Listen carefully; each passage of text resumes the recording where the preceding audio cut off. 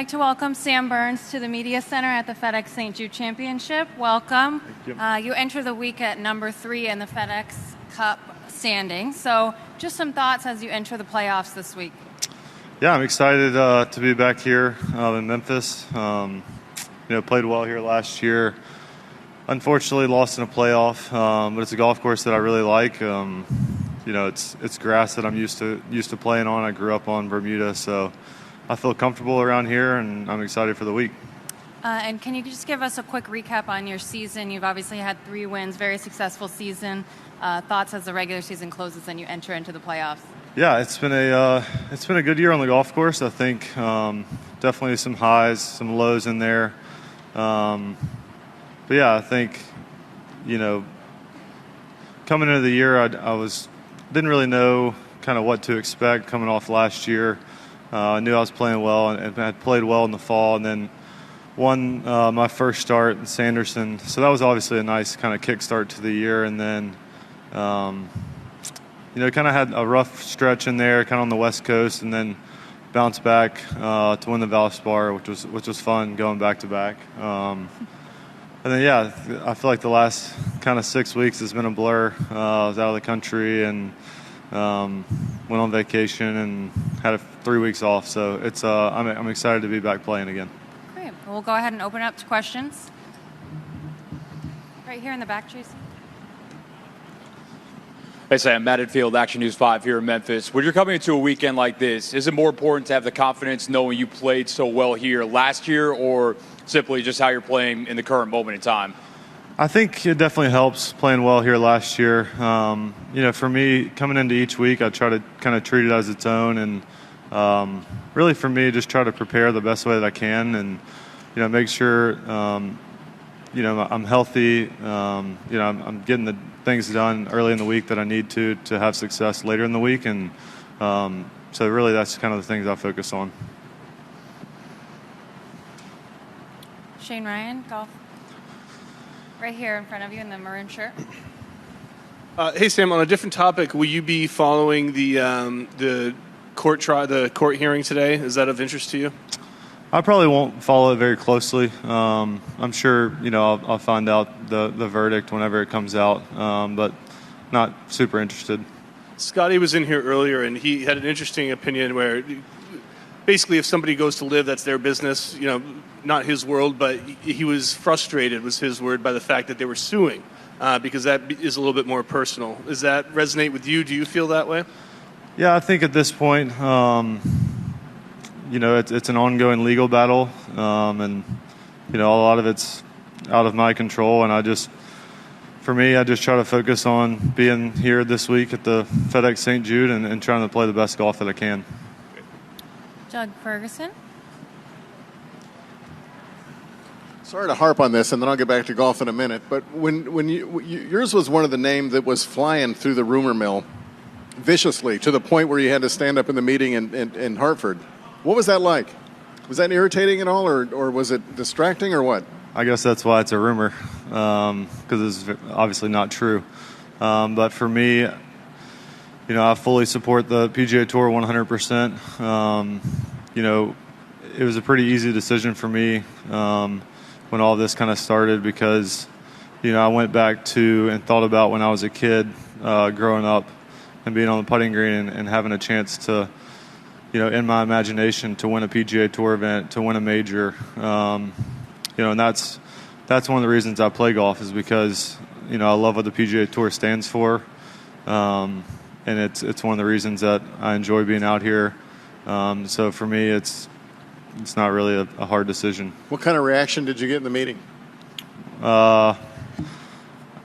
Everyone that knows me, I think, knew that I had no intent to go anywhere else. And so I don't think people were really surprised.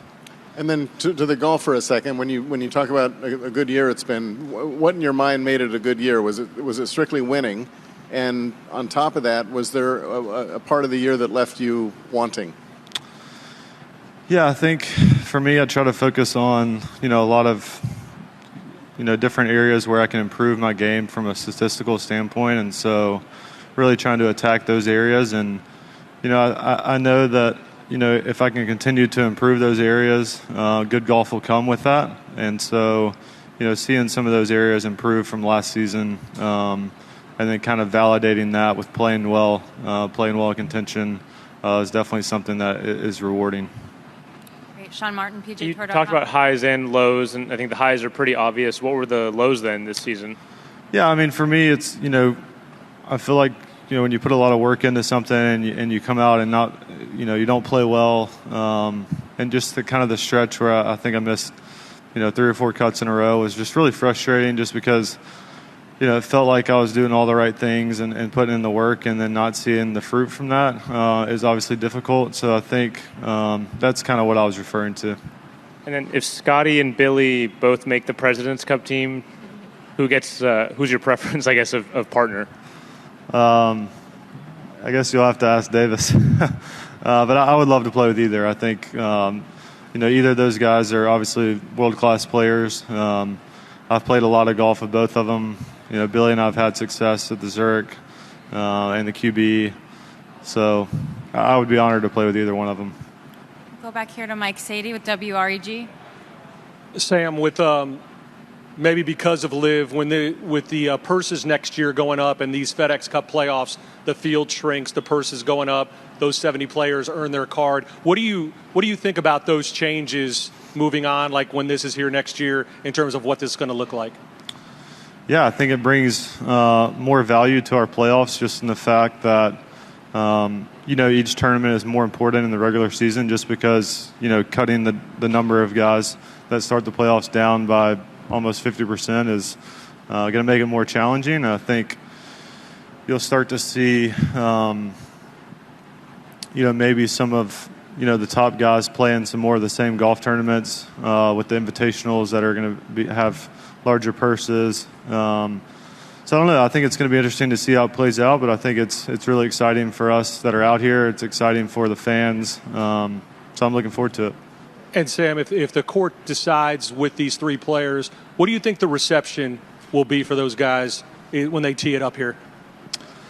Yeah, I think, when all of this kind of started, I don't really fault anyone for the decision that they make to go play another tour. I think each person, has their reasons and has, kind of why they did what they did. And for me personally, I can only speak for myself. I don't know what the reaction of others will be, but I think, it's hard to really say because I'm not in their shoes and I haven't had the same life experiences that they've had, and so I'll just try to love them well and accept them to play here this week. I don't necessarily agree with what they've done, but that's life. I mean, just because I don't agree with someone doesn't mean I should shame them or hate them for what they've done. So I think, just trying to have kind of an open mindset and accept them for the decision that they made. Andrew Anderson, Sports Grid. Hey, Sam. Mate, you mentioned you had a few weeks off in your lead-up. What does it look like when you say a week off from tournament play? Are you still down there at the local track, working, grinding on the game? And despite having 3 wins this season, do you feel like you're sneaking under the radar moving into the playoffs? Yeah, I think these kind of off weeks were a little bit different because we stayed in Europe for a week after the Open. And then whenever we got home, we left. So we got home on a Tuesday and left on a Thursday. One of my best friends got married, so we went and did that. So that was a little bit different than what a typical off week is. But usually it's just kind of hanging out at home, seeing friends, seeing people that we've, don't get to see when we're out on the road. So really just trying to relax and kind of re-energize for the last part of the year. Back to Sean. You work with Mark Horton, right? Yeah. Is that through Billy? Yeah. How long have you worked with him, and what are the things you've learned from him? Yeah, so we started last season, worked all last season, this season as well. I think it's just having kind of a better understanding of how to play golf courses. Like, for example, at Colonial, I haven't really played well there in the past, and I always thought that I would kind of hit a lot of long irons off tees and just kind of get it out there in the fairways. And then this year, I didn't play last year, so this year was the first year I've worked with Mark at that event. And so I just played the golf course completely different, hit a lot of drivers. And so I think, that aggressive style of play on that golf course, it fits me a little bit better, and it fits kind of my profile and how I play a little bit better. And so it was really nice to see that, that kind of paid off. Any final questions for Sam? All right. Well, thank you for joining us today. Good luck this week. Appreciate it.